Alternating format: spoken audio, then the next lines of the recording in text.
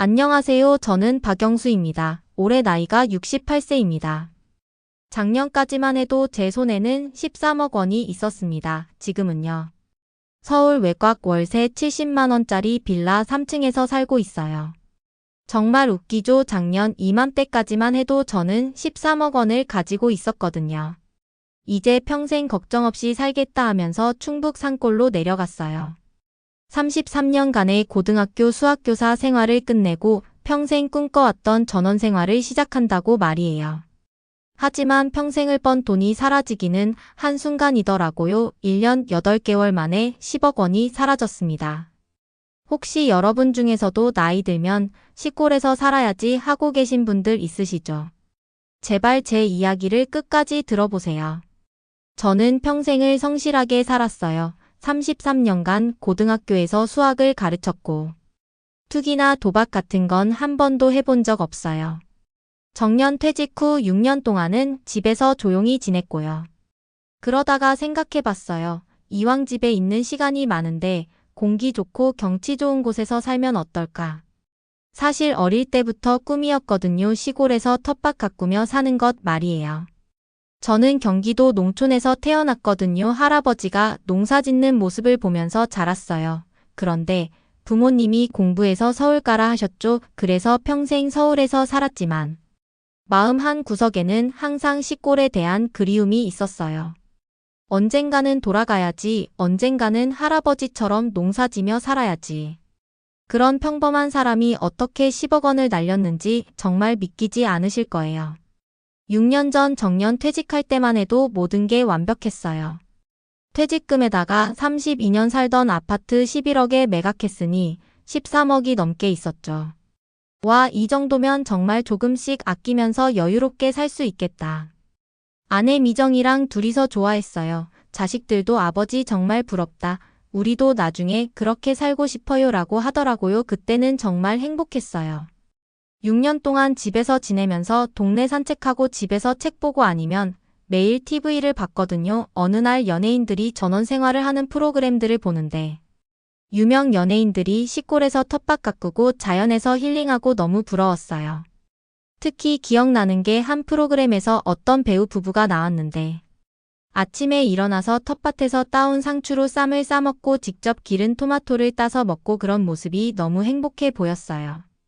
여보, 우리도 저렇게 살아보자. 평생 꿈이었잖아. 아내도 완전 찬성이었어요. 맞아요. 서울 공기도 나쁘고 아파트에서는 화분 하나 제대로 못 키우잖아요. 사실 아내도 시골 출신이었거든요. 경남 하동이 고향이었어요. 결혼하고 서울 와서 30년 넘게 살면서 늘 고향을 그리워했어요. 서울 생활도 이제 지겹고 자식들 다 독립했으니 우리만의 시간을 가져보자. 인터넷으로 전원주택 찾기 시작했어요. 매일 부동산 사이트를 들여다봤죠. 경기도는 너무 비싸고 강원도는 너무 춥고. 그러다가 충북에서 예쁜 집을 발견했어요. 2층 전원주택 1200평 부지 사진으로 보니까 정말 예뻤어요. 빨간 지붕의 하얀 벽, 앞마당에는 잔디밭, 뒤쪽에는 작은 과수원까지 4억 5천만 원. 이 돈으로 이런 집에서 살 수 있다고 서울 아파트 한 채 가격에 정말 꿈만 같았어요. 계산해봤어요. 전원주택 사고 남은 돈으로 생활하면 한 달에 250만 원씩 써도 35년을 살 수 있잖아요. 월 250만 원이면 충분하지. 시골이니까 생활비도 적게 들 거고. 주변 지인들에게 말했더니 모두 부러워했어요. 와, 부럽다. 시골에서 진짜 제대로 놀고 먹을 수 있겠네. 우리는 언제 그렇게 살 수 있을까? 교직 동기들 모임에서도 화제였어요. 박영수 정말 부럽다. 우리는 아직 애들 뒷바라지에 돈 들어가는데. 그런 말들을 들으면서 더욱 확신을 갖게 되었죠. 내 선택이 맞구나. 이제 정말 행복하게 살 수 있겠구나. 3월 직접 현장을 보러 갔어요. 처음엔 아내랑 자가용 타고 갔어요. 마치 여행 가는 기분이었죠. 고속도로 달리며 창 밖에 펼쳐진 들판과 산을 보는데 마음이 뻥 뚫리더라고요. 여보, 진짜 시골 간다니까 설렌다. 이런 기분 오랜만이야. 아내도 웃으면서 그러더라고요. 우리 여행 가는 거 맞지? 진짜 새로운 인생 시작이네. 그렇게 웃고 떠들며 음악도 틀고 커피도 마시면서 신나게 갔어요. 그때는 몰랐죠. 그 길이 우리 인생을 바꿔놓을 줄은. 하지만 도착해서 보니까 와 사진보다 훨씬 좋았어요. 공기는 맑고 조용하고 멀리 산이 보이고. 여보 여기서 살면 정말 행복할 것 같아요. 그 자리에서 계약금 5천만 원을 내고 왔어요. 이사하는 날 정말 설렜어요. 32년 살던 서울을 떠나면서도 전혀 아쉽지 않았어요. 오히려 새로운 인생이 시작된다는 기대감뿐이었어요. 이사 트럭이 시골길로 들어서면서 보는 풍경 정말 아름다웠어요. 시골집에 처음 도착했을 때 와 정말 좋았어요. 공기가 이렇게 맑을 수가 있나? 이게 바로 천국이구나. 밤에는 별이 쏟아지고 새소리에 눈을 뜨고 정말 TV에서 본 그대로였어요. 첫날 밤에 아내랑 둘이서 마당에 나가서 별을 봤어요. 서울에서는 이런 별을 볼 수 없었는데 정말 감동이었어요. 텃밭도 만들기 시작했어요. 상추, 배추, 무, 토마토 직접 심어봤어요. 매일 아침 일어나서 텃밭에 물 주고.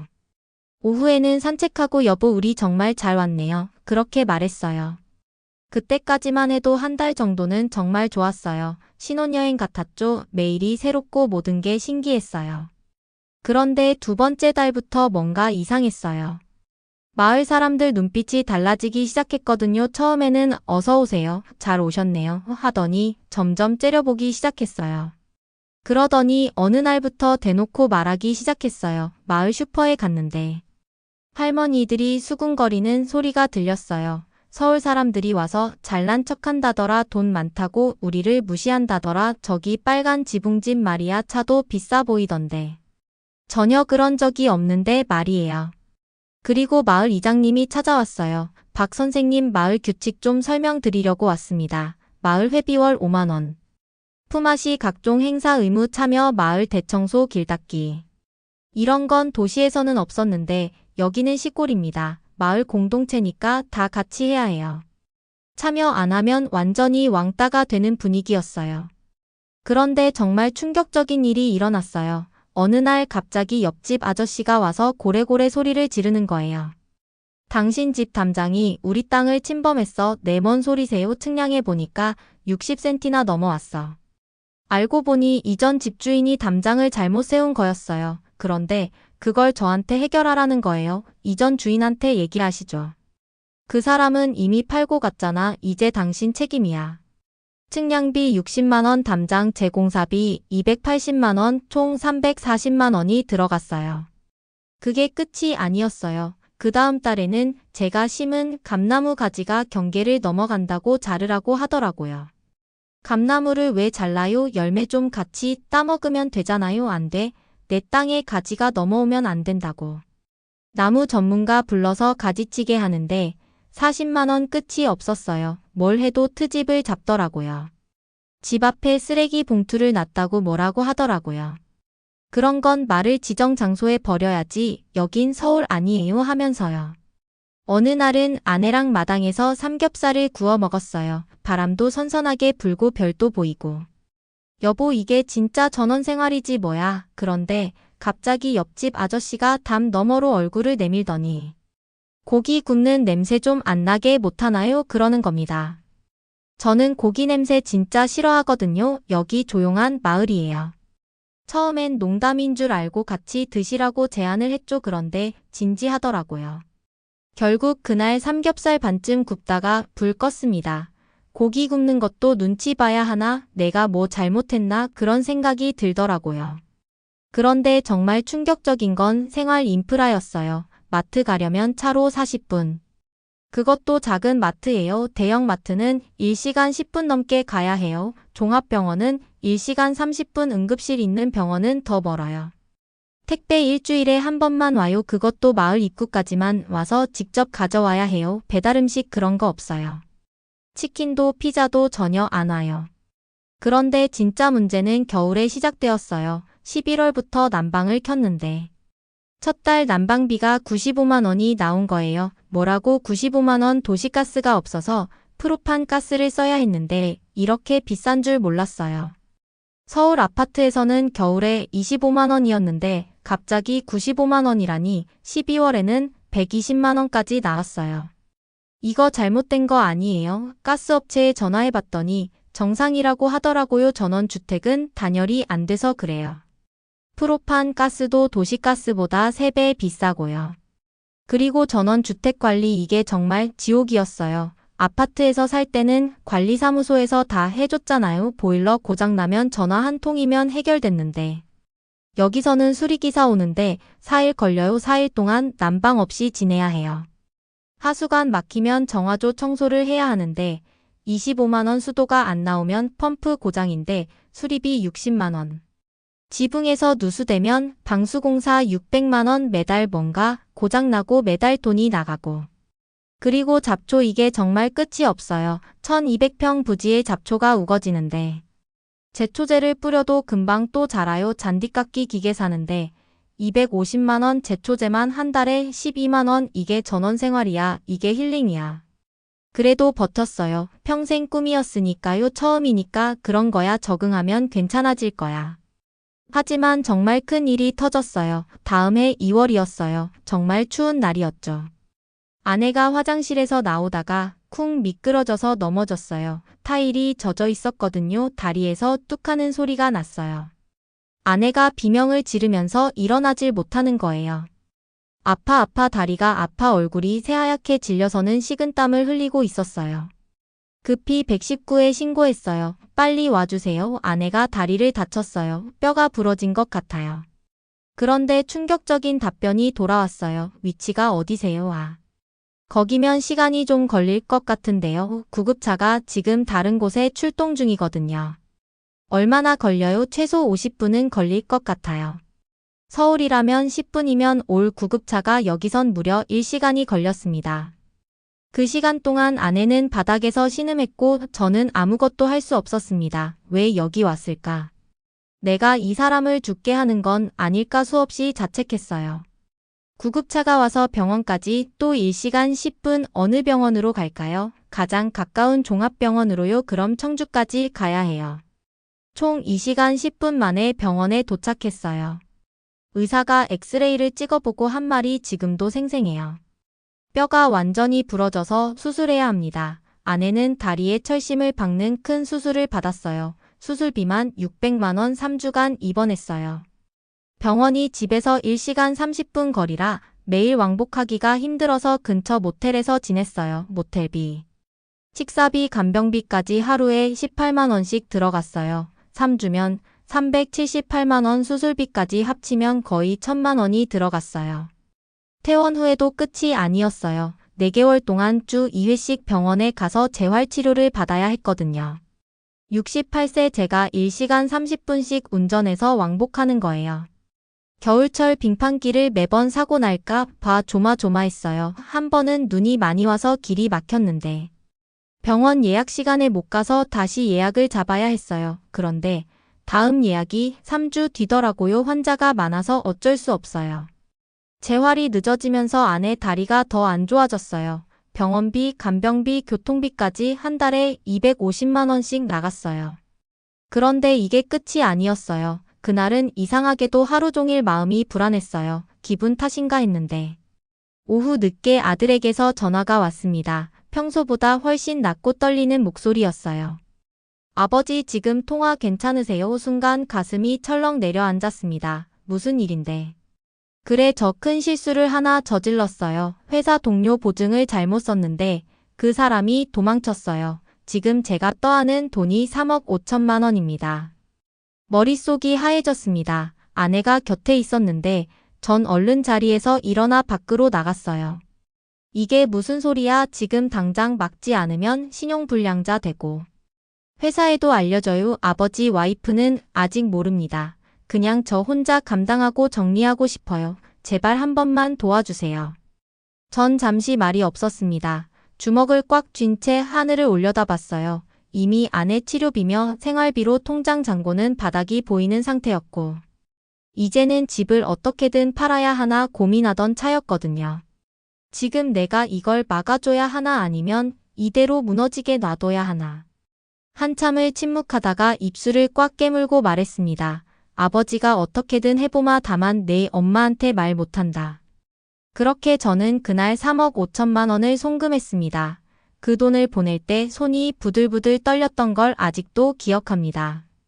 아들은 한참을 울듯 말하더군요. 정말 감사합니다. 제가 어떻게든 다 갚겠습니다. 하지만 전 그 말보다 이제 또 얼마 남지 않았구나라는 생각이 더 먼저 들었습니다. 그리고 그 순간 묘한 안도감도 느꼈어요. 그래 적어도 큰 사고는 막았구나. 부모라는 게 그런 거 아닙니까? 나 잘했다는 확신도 후회도 아니고. 그냥 무너지는 걸 보고만 있을 수 없어서 손을 내민 거죠.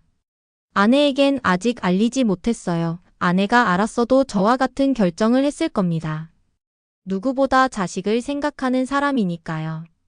아내는 계속 병원 다녀야 하고 생활비는 예상의 3배로 나가고 아내를 돌보느라 조금이라도 신경 쓰지 않으면 집은 금방 엉망이 되고 말았습니다. 더 이상은 못 버티겠다 하지만 과연 집이 팔릴까요? 집을 팔기 위해 부동산에 달려갔어요. 사장님, 집 좀 팔아주세요. 그 폐허 부동산 사장이 한숨을 쉬면서 한 말, 요즘 시골집은 정말 안 팔려요. 코로나 때는 그래도 좀 팔렸는데. 지금은 완전히 얼어붙었어요. 그래도 한번 올려는 볼게요. 얼마에 내놓을까요? 4억 5천만 원에 샀으니까 4억 정도면 팔릴 거라고 생각했어요. 일단 4억으로 해보죠. 그런데 한 달, 2달, 3달 전화 한 통 안 와요. 매주 부동산에 가서 물어봤어요. 사장님, 문의 없어요. 아직 없네요. 요즘 시골집 사려는 사람이 거의 없어요.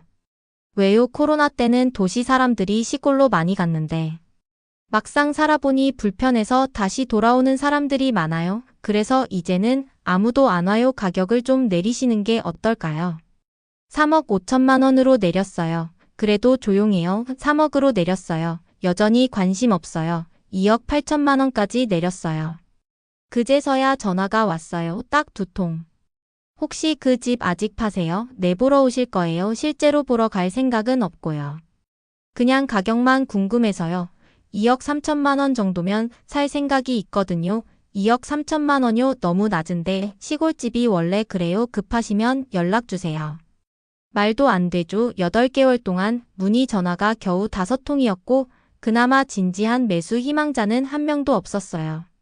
결국 2억 원까지 내려야 했어요. 4억 5천만 원에 샀던 집을 2억 원에 팔다니 2억 5천만 원을 날린 거예요. 그것도 1년 8개월 만에 말이에요. 마지막에 집을 사겠다고 나타난 사람은 투자업자였어요. 박 선생님, 제가 현금으로 1억 8천만 원에 가져갈게요. 더 기다리시면 1억 5천까지 내려갈 수도 있어요. 요즘 시골집 시장이 정말 안 좋거든요. 더 이상 버틸 수가 없었어요. 아내 병원비는 계속 나가고 겨울 난방비만 해도 월 100만 원을 넘어가고 집 관리비는 끝이 없고 결국 1억 8천만 원에 팔았습니다. 13억 원에서 1억 8천만 원. 아내 치료비, 집 수리비, 생활비, 아들 빚 정리, 집 매각 손실까지 합치면 정말로 10억 원이 사라졌어요. 집을 떠나는 날 아내가 그러더라고요. 여보, 우리 정말 바보였네. 서울이 그립다. 저도 마찬가지였어요. 33년 살던 아파트, 10분이면 갈 수 있던 병원, 24시간 편의점, 택배 당일 배송. 그 모든 게 얼마나 소중한지 잃고 나서야 깨달았어요. 지금 저희는 서울 외곽 월세 70만 원짜리 빌라 3층에서 살고 있어요. 엘리베이터도 없는 3층이라 아내가 다리 아파서 올라가기 힘들어해요. 하루 종일 집에 있으면서 TV만 보고 있어요. 가끔 아내가 그래요. 평생 모은 돈이 1년 만에 다 사라지다니. 우리가 뭘 잘못했을까? 잘못한 게 뭐겠어요? 꿈을 꿨던 게 잘못이었을까요? 33년 성실하게 일해서 모은 돈으로 평생의 꿈이었던 전원생활을 시도한 게 잘못이었을까요? 하지만 지금 와서 후회해도 소용없어요. 이미 엎질러진 물이니까요. 여러분께 정말 간곡히 부탁드려요. 나이 들어서 시골로 내려가려고 계획하고 계신다면 정말 신중하게 생각해 보세요. 첫째, 의료 인프라를 꼭 확인하세요. 나이 들면 병원 갈 일이 많아져요. 응급실 있는 병원까지 거리, 구급차 출동 시간, 이런 게 생각보다 중요해요. 둘째, 생활비를 현실적으로 계산하세요. 도시가스 없이 프로판가스 쓰면 난방비만 해도 서울의 3에서 4배예요. 교통비, 택배비, 온갖 수리비까지 합치면 서울보다 오히려 비쌀 수도 있어요. 셋째, 집 관리의 현실을 알아보세요. 아파트는 관리사무소에서 다 해주지만 전원주택은 모든 걸 본인이 해결해야 해요. 보일러 고장, 정화조 청소, 지붕 수리. 나이 들어서 감당하기 힘들어요. 넷째, 마을 공동체 문화를 미리 파악하세요. 도시 사람에 대한 시선이 곱지 않은 곳도 많아요. 각종 의무사항들도 부담스러울 수 있고요. 다섯째, 집값 하락 위험을 고려하세요. 시골 부동산은 유동성이 떨어져서 팔고 싶을 때 팔기 어려워요. 손실 각오하고 가셔야 해요. 저는 이제 68세예요. 다시 시작하기엔 너무 늦었어요. 남은 1억 8천만 원으로 어떻게든 버텨야 해요. 아내 병원비 생각하면 정말 막막해요. 제가 이 이야기를 하는 이유는 여러분이 저와 같은 실수를 하지 않기를 바라서예요. 전원 생활이 나쁘다는 게 아니라 준비 없이 뛰어들면 안 된다는 거예요. 정말로 시골에서 살고 싶으시다면 최소 1에서 2년은 임대로 살아보세요. 사계절을 다 경험해 보시고 병원도 다녀보시고 마을 사람들과도 어울려 보시고 그 다음에 결정하세요. 평생의 꿈이라고 해서 모든 걸 걸고 도전하면 안 돼요. 저처럼 인생이 망가질 수 있어요. 아, 그리고 자식들 보증 절대 서지 마세요. 아무리 사랑하는 자식이라도 3에서 4억짜리 보증은 부모 인생을 망가뜨릴 수 있어요. 도와줄 수 있는 선에서만 도우세요. 저는 이제 매일 후회하며 살고 있어요. 그때 왜 그랬을까? 조금만 더 신중했다면. 하지만 시간은 되돌릴 수 없어요. 여러분은 제발 저와 같은 길을 걷지 마세요. 현실을 직시하고 신중하게 판단하세요. 꿈도 중요하지만 안전한 노후가 더 중요해요. 이상 68세 박영수의 이야기였습니다. 긴 글 읽어주셔서 감사합니다.